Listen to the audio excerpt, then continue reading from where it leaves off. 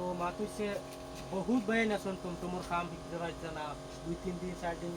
যাওয়াই দিন আমি তোমাদের সংক্ষেপে একটা ওয়ারিং বুঝাই দিই বর্তমানে ওইগুলো হচ্ছে এক্সেলডার লাইন মনে রাখিও কালারিং যেগুলো ওয়ার আইবে এগুলো হচ্ছে এক্সেলডার লাইন এগুলো হচ্ছে ব্রেক সুইচের লাইন এগুলো লাগাই লাগে না আর এগুলো হচ্ছে ডিসির লাইন 48 ভোল্ট মাইনাস 12 ভোল্ট এটা হচ্ছে ব্যাক হর্নের লাইন এটা হচ্ছে ব্যাক গিয়ারের লাইন এটা হচ্ছে 48 ভোল্ট প্লাস কন্ট্রোলার যেগুলো লাগে ওগুলো লাইন এটা হচ্ছে স্পিডের লাইন এটা হচ্ছে ব্রেক সুইচের লাইন আর ওগুলো হচ্ছে সব থেকে এমসিবির লাইন আর ওগুলো হচ্ছে তোমার কন্ট্রোলারের লাইন ওগুলো হচ্ছে charging line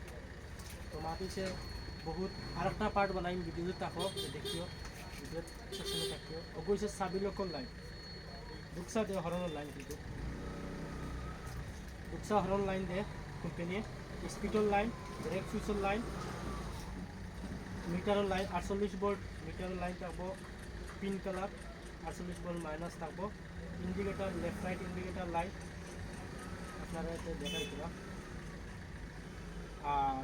left indicator line ফ্ল্যাশারের লাইন এক্সেলডার লাইন চেন কালার থাকবো ও কালার আর কোনো চেন থাকবো এক্সেলডারের লাইন আর এক্সা হচ্ছে ফ্ল্যাশারের লাইন 200 টাকা ফ্ল্যাশার লাইন এগুলো হচ্ছে সুইচ সেটের লাইন এগুলো হচ্ছে হেডলাইট প্লাগের লাইন এগুলো হচ্ছে হেডলাইট আপার টিপারের লাইন ওগুলো হচ্ছে হেডলাইট মেইন লাইন আর ওগুলো হচ্ছে তোমার ব্যাক গিয়ারের লাইন আর সেম পিস সাইডে থাকবো তোমার লেফট রাইট ইন্ডিকেটরের লাইন ব্রেক সুইচের লাইন হেডলাইটের লাইন আর্থিং লাইন